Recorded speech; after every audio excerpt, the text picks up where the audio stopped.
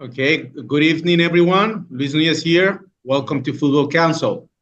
Um, Tonight, we're going to talk about training compensation. And to that end, we are joined, as usual, by Dr. Pablo Bruera, who is a football law specialist and also the founder and president of our parent company, Derechos del Fútbol, as well as Football Council. So without further ado, let's just jump into that tonight's topic. And just bear in mind that we are here, and Dr. Brera is here also to try to answer all of your questions pertaining this topic. So let's dive into it. So we need to understand training compensation within a larger and more integral mechanism or system, which is called training rewards. Training rewards is composed of training compensation, the topic that we're going to talk tonight, and also the solidarity mechanism that we're going to talk about on next Wednesday live session. And also we're going to throw in some leading cases and also talk about the similarities and difference between these two institutions of world football. So in this regard, definition 27 of the regulations on the status and transfer of players, hereinafter RSTP, defines training rewards as the mechanisms which compensate training clubs for their role in the training and education of young players, namely training compensation pursuant to Article 20 of the regulations and the solidarity mechanism pursuant to Article 21 of the regulations. Furthermore, definition number 10 of the RSTP defines training compensation as the payment made in accordance with Annex 4 of the regulations to cover the development of young players. We're going to, in the next slide, we're going to see what Article 20 of the RSTP is all about. And we're going to see also that it's further developed in the Annex 4, which has 7 more articles pertaining training compensation.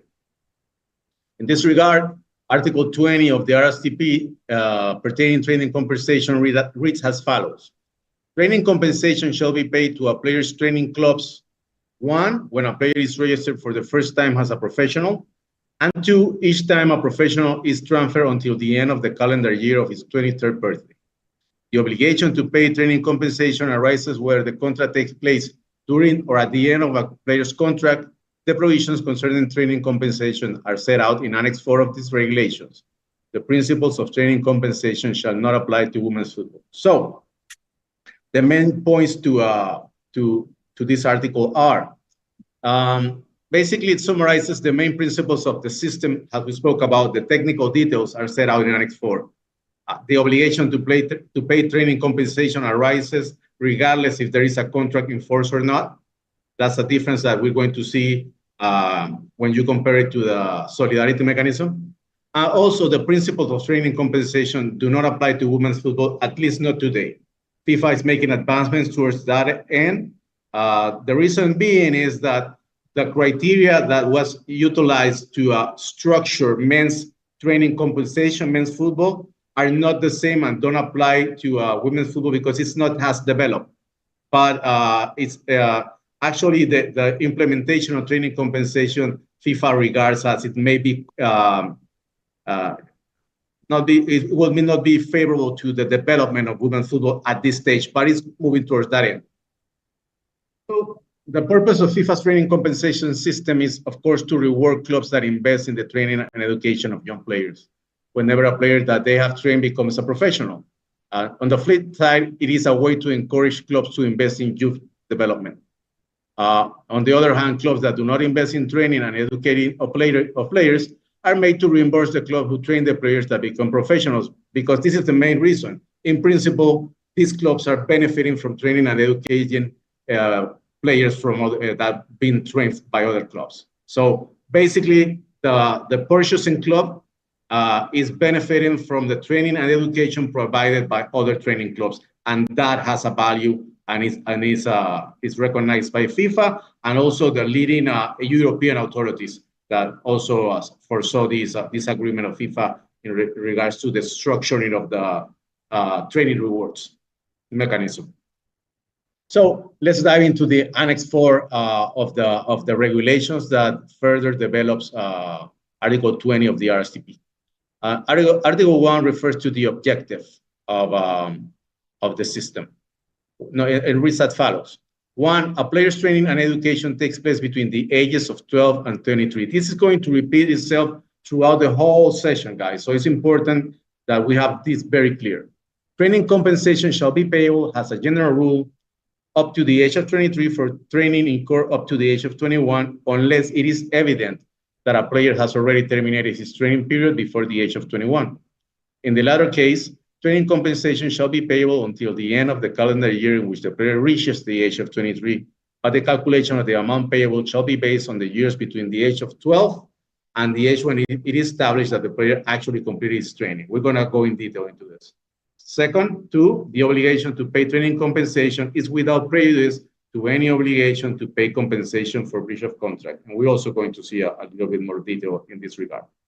So basically, although Article 1 of Annex 4 of the RSTP refers to the player's age, CAS and the Dispute Resolution Chamber jurisprudence has interpreted as referring to, and it distinguishes 2 scenarios. If the training compensation is triggered before January 1st of 2021, it should refer to the season in which the player celebrates the relevant birthday. So it's not actually the age of the player, but the year in which the player celebrates the birthday that is taken into consideration. In this very scenario, before January 1st, it's the season. If the training compensation is triggered as of January 1st, 2021, including January 1st, it should refer to the calendar year in which the player celebrates the relevant birthday. This is very important because we might lose some money if we don't calculate well, okay? An entitlement to receive, this is in regards now to the training period, which is also included in the Article 1 of the RSTP. An entitlement of the Annex, sorry. An entitlement to receive training compensation under RSTP provisions arises only if the event that triggers the entitlement has an international dimension. Every time in other words, for the regulation on the status of transfer of players to be applied, it doesn't matter. The event that triggers any situation must have an international dimension. In this case, it refers to clubs affiliated to different members associations. If the event that triggers the entitlement occurs before the end of the calendar year, the player reaches, okay, so that's the other criteria that is going to be repeated. The event that triggers the entitlement has to happen before the end of the calendar year where the player celebrates their 33rd birthday. If it happens after that, no entitlement to training compensation will arise. In any case, as a general rule, training compensation can only be claimed by clubs for the training of players that takes place during the calendar years of their 12th and 21st birthday. Exception to this, a player can be deemed to have finished his training before the end of the calendar year of his 21st birthday, provided that the engaging club or new club shows evidence that the player has finished his training. The burden of proof lies on the club that has the obligation to pay training compensation. It has to demonstrate that in this case, to the Dispute Resolution Chamber, if the case may be. So now in regards to contractual stability, because the article also talks about that, compensation for breach of contract is treated independently from training compensation.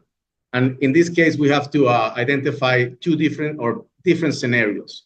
One is when the termination of a contract is made without just cause by the player, or the termination of a contract is made with just cause by the club. In these scenarios, the consequences or the effects will be the same. So if the player terminates the contract without just cause, or breaches a contract in such a way that entitles the club to terminate the contract with just cause, the player will be liable to pay compensation for the breach of contract jointly with the new club, and the new club will be also under the obligation to pay training compensation to the former club. And this is also, we're going to see, without prejudice to the right of the previous training clubs to training compensation, because the consequences for breach of contract between the last club of the player or the club of origin and his current club will not affect the rights to training compensation that previous training clubs may have in regard to said player. This is very important.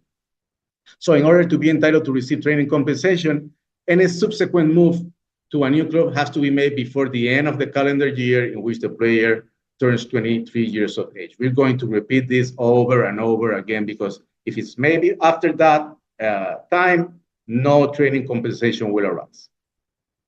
This is another difference in regards to solidarity mechanism that we're going to see next week.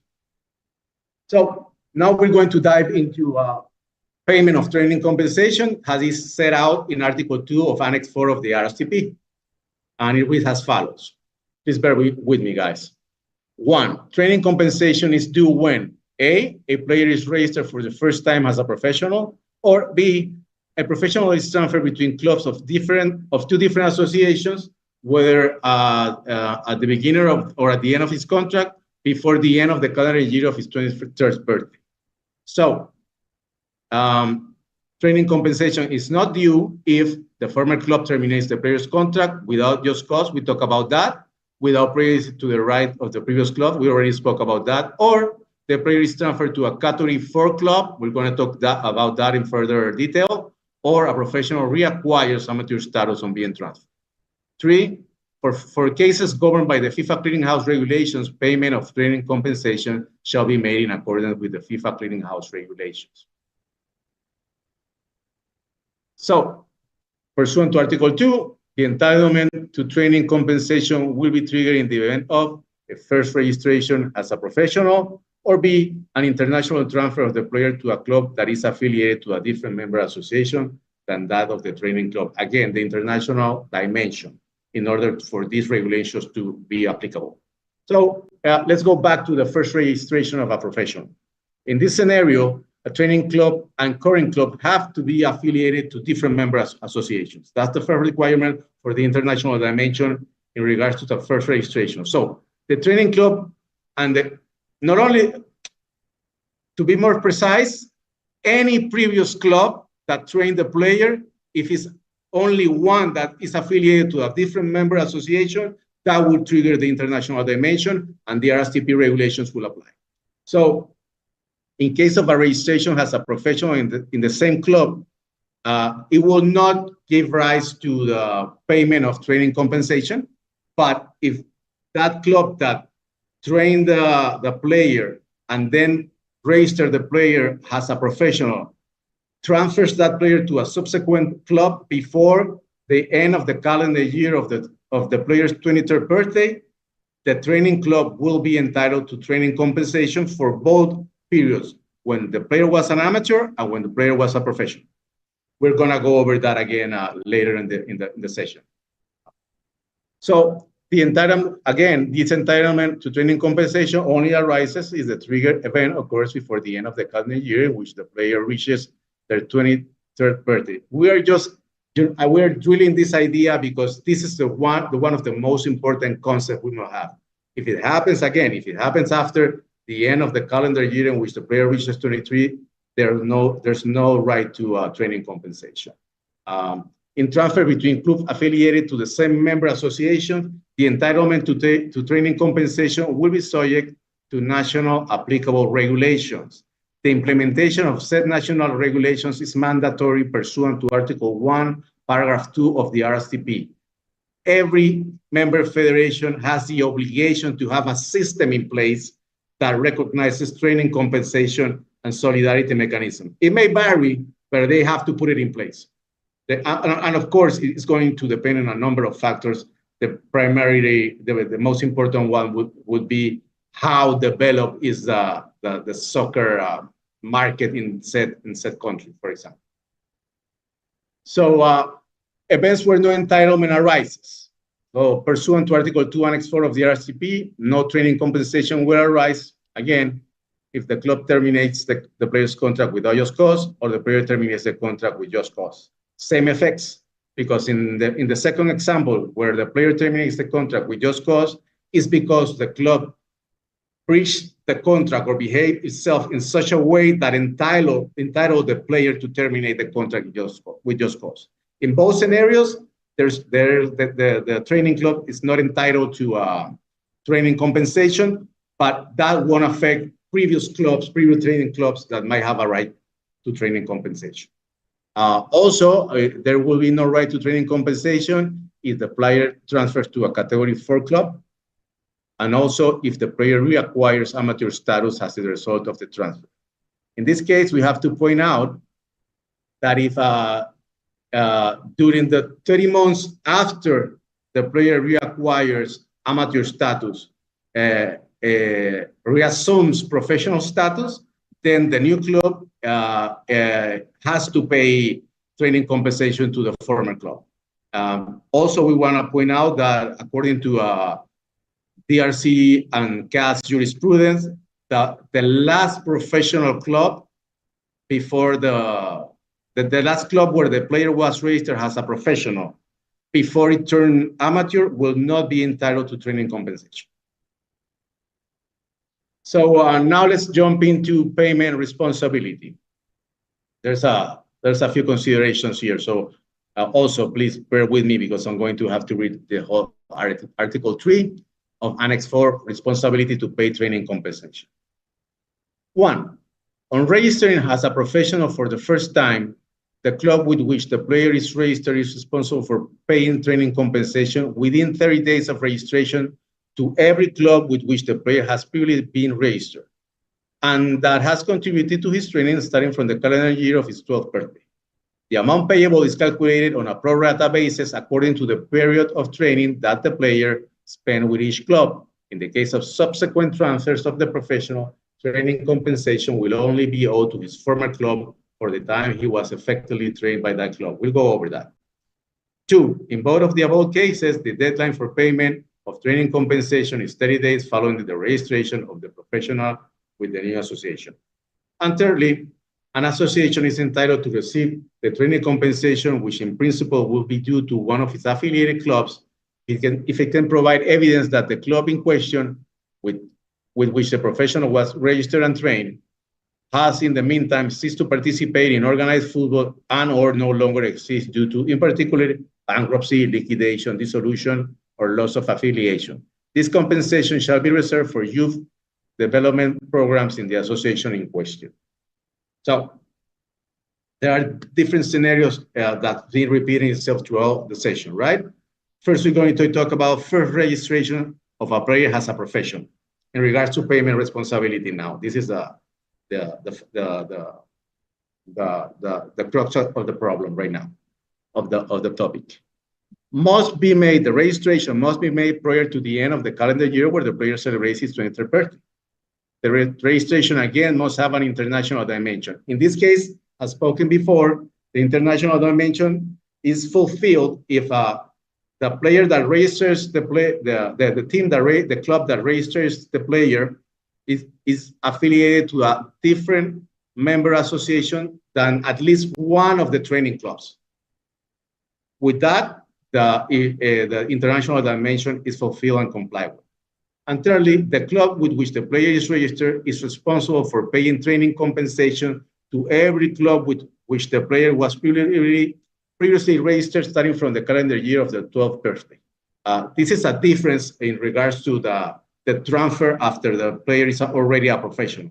In this case, in the case of first registration with an international dimension, all the previous clubs that trained the player will be entitled to training compensation unless proven otherwise. So the second scenario will be not no longer of the registration, but of the international transfer as a professional. Same applies. Must be made prior to the end of the calendar year when the player celebrates his 33rd birthday. The transfer must have an international dimension. It varies a little bit because we're going to talk about the principle of first registration breaks the chain.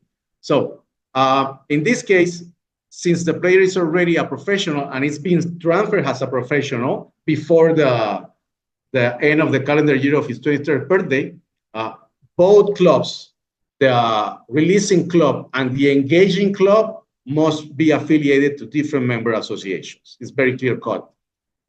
So training compensation will only be owed to the releasing club for the time it was responsible for the training of the player. This is the principle known as the first registration breaks the chain.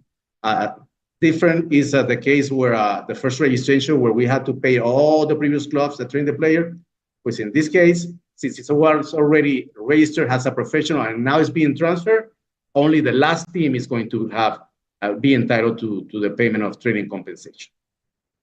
Exception to this principle, we already spoke about this, but with other optic, the first registration has a professional made by the same team where the player was trained. So when that first registration is made, there's no right to training compensation arises.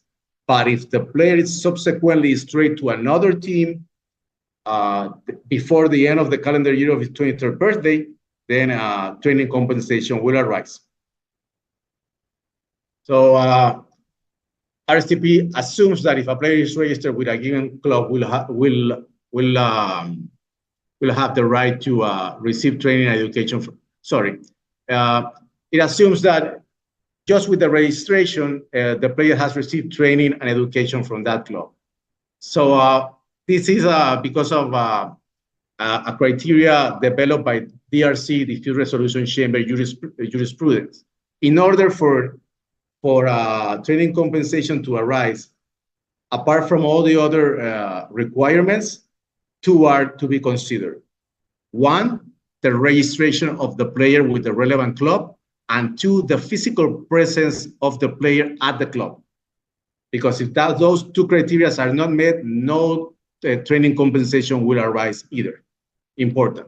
So the amount payable is calculated on a pro rata basis, taking into consideration the effective training period that the player spent in each club.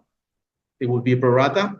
And a training club, this is very important. It's another difference in regards to a solidarity mechanism. A training club can only be paid once for training compensation if any payment is made, right? And lastly, in this regard, for transfers that occurred has from November 16, 2022, the distribution of training compensation will be processed through the FIFA clearinghouse regulations. It's they say it's a automated system, somewhat semi-automated system, we would say here, but definitely it's more transparent, and it will help for the payment of solidarity and training rewards, but also is envisioned to pay other type of institutions in the world of football. So the last scenario that we wanted to touch in regards to this article was the training compensation entitlement of member associations, because this is an exception to the general rule. The general rule is that the training club receives training compensation. Member association will be entitled to compensation if the following conditions are met. One, the training club entitled to training compensation was registered with said association during the relevant training period. Again, it has to be registered. And B, the training club at the time the triggering event rises ceases to exist due to bankruptcy, liquidation, or dissolution, or is no longer affiliated to say association. That is to say, it no longer participates in organized football. Although the member association has to provide evidence of this, it's not automatic, right? So also they have a limitation. The funds received in this concept are destined to develop the youth football in the territory of the relevant member association. So the destination is for that, because the monies are meant to be for training clubs. So now we're going to the nitty-gritty. These are the training costs, right? This is where the money is. Pursuant to Annex 4, Article 4, pertaining training costs, and 1, in order to calculate the compensation due for training and education costs, associations are instructed to divide their clubs into a maximum of 4 categories in accordance with the club's financial investment in training players.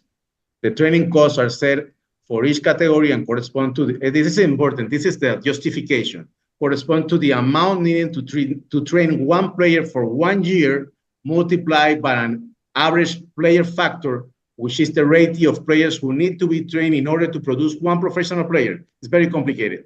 So it's very expensive. it says that maybe only 1% of players reach professional status, so it's very difficult. Secondly, the training costs, which are established on a confederation basis for each category of club, as well as the categorization of clubs for each association, are published on the FIFA website, www.fifa.com. They are updated at the end of every calendar year, and also associations are required to keep the data regarding the training category of their clubs inserted in the TMS up to date at all times. So these are the main points in regards to the article, without previous to others. Article 4 provides the key principles as to how the exact amounts of training compensations are to be calculated. This calculation of the compensation due, members associations are instructed to divide their affiliated clubs into a maximum of 4 categories depending on the financial investment they make in training of players. So the more you invest in players, the higher the category, and the other way around. These categories are determined to establish the exact amount too, but they are important to take it in conjunction with the period of registration. We got the category cost of the club, and we got the period of registration, and we can calculate the amount of due in regards to training compensation. Member associations are required to enter data regarding the training categories of their member clubs in the transfer matching system and to always keep them up to date. This is an obligation. This is essential for the transparency and ensuring that training clubs and clubs employing young players as professionals can calculate the amount of compensation due. So this is paramount to follow the money path. You know? A lot of clubs, training clubs, don't know about this or are not assessed enough in order to properly collect those monies. And so this is very important. And this is the graphic that we need to understand. It's very simple. Here we can see all 6 football confederations and the categories and the training costs, a yearly training cost, right? But we can see only 2 confederations have category 1. That is CONMEBOL and UEFA. And even between them, the gap is fairly large. Another difference is that the UEFA amounts are in euros, and the rest of the amounts are in dollars. So that's very important to take into consideration. And then we go into category 2, and it still varies somewhat. But then when you enter into category 3 and 4, for the rest of confederations, exception made for UEFA, the training costs for each of the category 3 and 4 are the same. $10,000 and $2,000 respectively. So again, this is the graphic, guys. If you have this graphic, you'll be able, along with the registration period, to calculate accurately the training compensation owed to a club. So now we're going to how it's calculated, and that furthermore, and that is pursuant to Article 5, Annex 4 of the RSTP. Number 1, as a general rule, to calculate the training compensation due to a player's former clubs, it is necessary to take the cost that would have been incurred by the new club if it had trained the player itself. Is that the new club costs that are taken into consideration? There is one exception in regards to UEFA, and we're going to see that further along the lines. Second, accordingly, the first time a player registers as a professional, the training compensation payable is calculated by taking the training cost of the new club multiplied by the number of years of training, in principle from the calendar year of the player's 12th birthday to the calendar year of his 21st birthday. In the case of subsequent transfers, training compensation is calculated based on the training cost of the new club multiplied by the number of years of training with the former club. Again, they stress out that principle. 3, to ensure that training, this is very important also, to ensure that training compensation for very young players is not set at an unreasonable high levels, the training cost for players for the calendar years of their 12th to 15th birthday, that is 4 years, 4 calendar years, shall be based on the training and education cost of category 4 clubs. So it will be $2,000 a year for all confederations, exception made for UEFA, that would be 10,000 euros a year, or the pro rata of that time. And 4, and this is quite important, an exception. The dispute resolution chamber may review disputes concerning the amount of training compensation payable and shall have discretion to adjust this amount if it is clearly disproportionate to the case under review. Has to be clearly. So, in summary, in regards to Article 5 of Annex 4, the training compensation due to the training club should be calculated on the basis of the training costs that would have been incurred by the new club had it trained the player itself. The aim of this provision is to ensure that clubs are not incentivized simply to recruit young players rather than training and educating these players themselves. For the years of training occurring between a player's 12th and 15th birthday, the amount set in category 4 of the relevant confederation will always be applied. This article also gives authority to the dispute resolution chamber to potentially review an amount that would be deemed disproportionate. In this case, pursuant to very recurrent DRC jurisprudence, the only considerations that the DRC, the dispute resolution chamber, will take into account in order to review the amount to pay in regards to training compensation will be economic factors, economic criteria, not the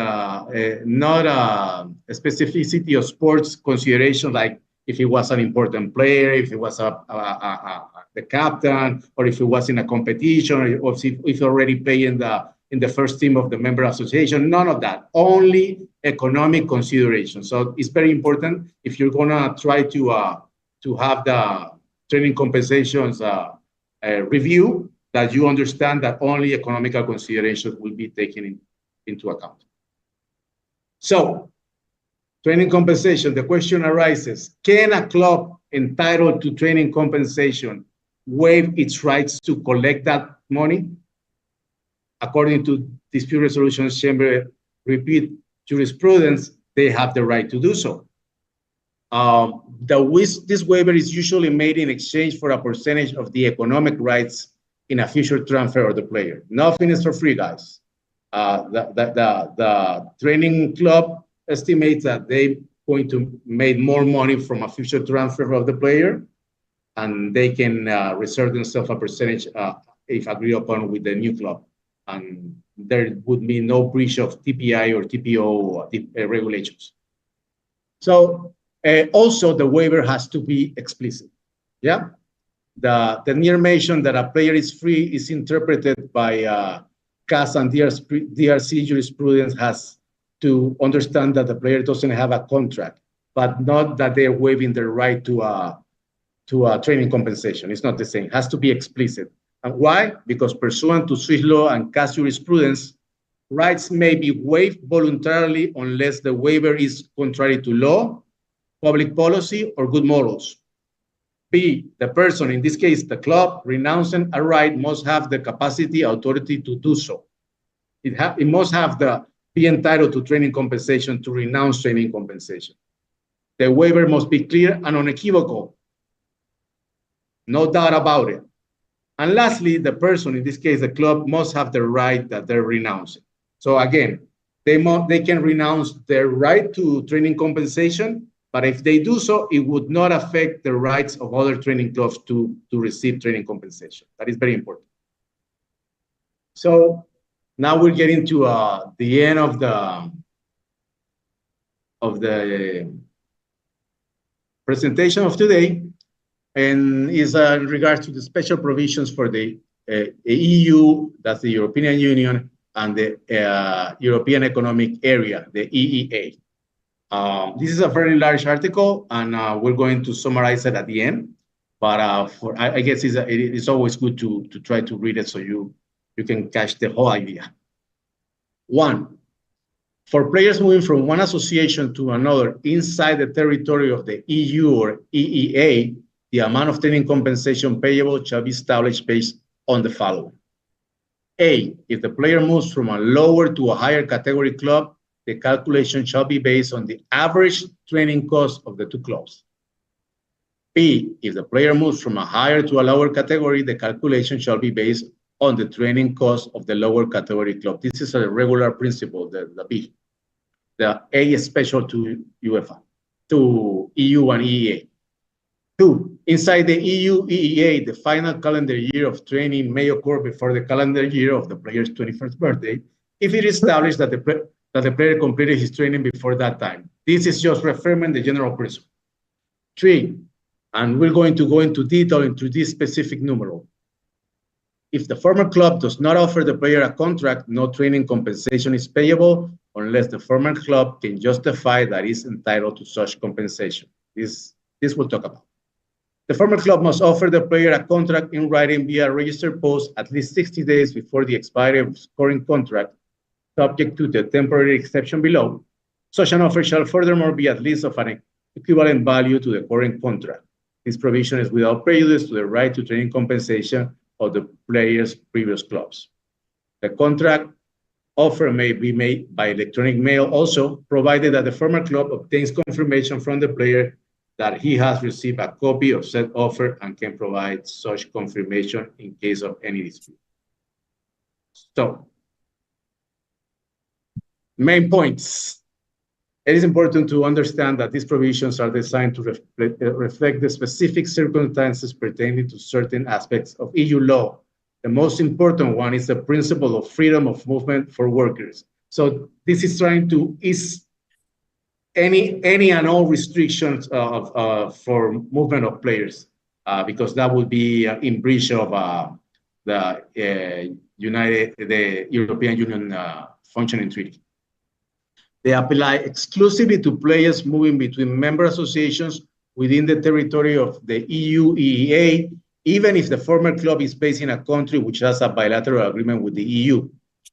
I also tell you that if the player is already in the territory of the EU and EEA, but it's not European, it also applies. No? So that's very important also to take into consideration. The rules regarding the calculation of compensation in regards of the first 4 years of a young player's training also apply to international transfers within the EU EEA. That is, it will, in those transfers, the amount to be paid is one of category 4. In this case, would be UEFA's category 4, $10,000 a year. And now there are two very, very special provisions in regards to the EU and EEA territory. One is, if the player moves from a lower to a higher category club, the calculation shall be based on the average training cost of the two clubs. When you do this, of course, the amount to be paid is going to be less if a player, for example, from Colombia goes to Spain, because in that case, you will have to pay 90,000 euros a year, per year, right? Pro rata. In this event, you will have to have 90,000 euros plus 60,000 euros, that's 150 euros, and then you divide that by 2, and that would be 75,000. So it pays less, but the rationale behind it is that further permits the free movement of workers. That's the rationale behind it. So another special provision for the EU and EEA is that the training club has to show a legitimate interest in the player. And that is made in two manners. One is by a contract offer. That's the general rule. Let's go back to the article. If the number 3, if the former club does not offer the player a contract, no trade compensation is payable. Let's stop there. This is true for first registration or international transfer. You must offer a contract. So we'll go to the second part of this numeral. The former club must offer the player a contract in writing via registered post at least 60 days before the expiry of his current contract, and such an offer shall furthermore be at least of an equivalent value to the current contract. This scenario is for the international transfer of an already professional player because it has a contract in place. It's not aimed or designed for a first registration. First registration ends with the reading. If the former club does not offer the player a contract, no training compensation is payable unless the former club can justify that it is entitled to such compensation. That is aimed at the first registration.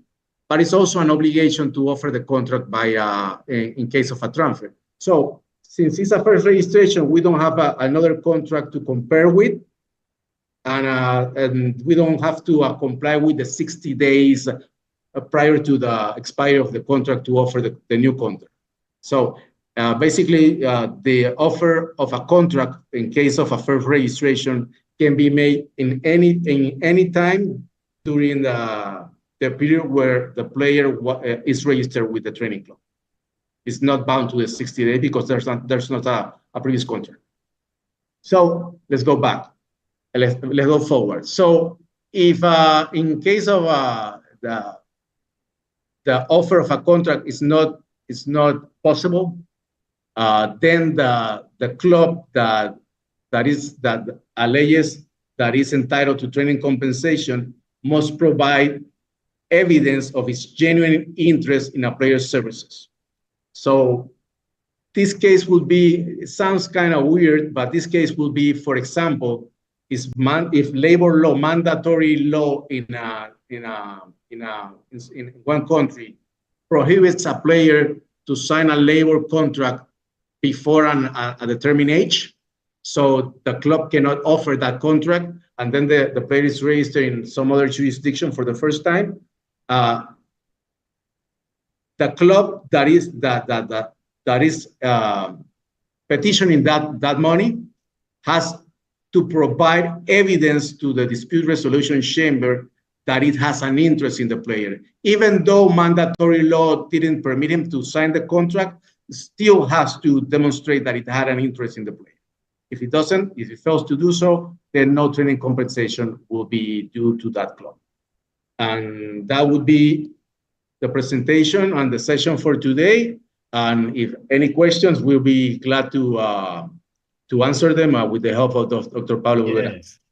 Congratulations. Very, very clear. ¿Verdad? Yes. ¿Alguna pregunta, Dani? Mira, preguntaban ahí por qué los de categoría 4 no pagan, y es porque obviamente son los clubes amateurs, los que no tienen dinero, ¿no? Yeah, okay. ¿Querés contarles un poquito de eso? Sí, por supuesto. So thank you, Pablo. Somebody asked why category 4 clubs don't pay. Because primarily category 4 clubs are either amateur clubs or clubs that barely make ends meet. So for them to be obligated to pay training compensation would be extremely burdensome. So what FIFA has established is category 4 clubs, since they are not as developed, they don't have the economic muscle. They when some club transfers to a category 4 club, then some player transfers to a category 4 club, no training compensation will be due, basically because they're amateurs. Ok, perfecto. ¿Y por qué sería el segundo? ¿Por qué no hay, vos ya lo dijiste vos, por qué no hay derechos de formación en el fútbol femenino? Es porque está pensado básicamente para la tabla del masculino, pero que sí lo tienen pensado para, creo que para los próximos meses o años con una nueva tabla para ellos, ¿no? Okay, so the second question is in regards to why the principles of training compensation does not apply to women's football. But there's already a circle going on about some information they have to submit about the status of their leagues and the clubs. So it's going to be developed for sure. And because it's, you know, after the last World Cup went through the roof, I mean, women's football is happening. It's booming. It really is, but it's not up to the level of men's football in terms of economic impact. So one of the criteria was the elements that were taken into consideration to structure the training compensation system were based on the training costs for men's football and the economics that are generated by men's football that are very large. And the other is the level of professional, the level of the football professional is different between men and women at this point. That is not to say that since 2011, where these principles were kind of set out, things have changed a lot. I mean, today, nobody can discuss that women's football is The professionals are professionals, no doubt about it. Very technical, very like at Professional Suite, the way they behave, the way they're trained and educated, they're getting more and more professional. But they need, when I say women's football needs a system that is made to their tailor-made and with the elements that are proper to their characteristics. Yes, yes. Impecable. Perfecto. Yep. Con eso estamos. So please join us. If no more questions, please join us next Wednesday. We're going to be announcing it to our social media guys. And we're going to talk about now the second part of the training rewards will be the solidarity mechanism. Okay. We're going to compare it with training compensation, and we're going to try to throw in some leading cases for illustration. So okay. Until then, guys, be safe. Thank you very much, Pablo and Danny. Thank you very much. Congratulations. Take care. Again, thank you.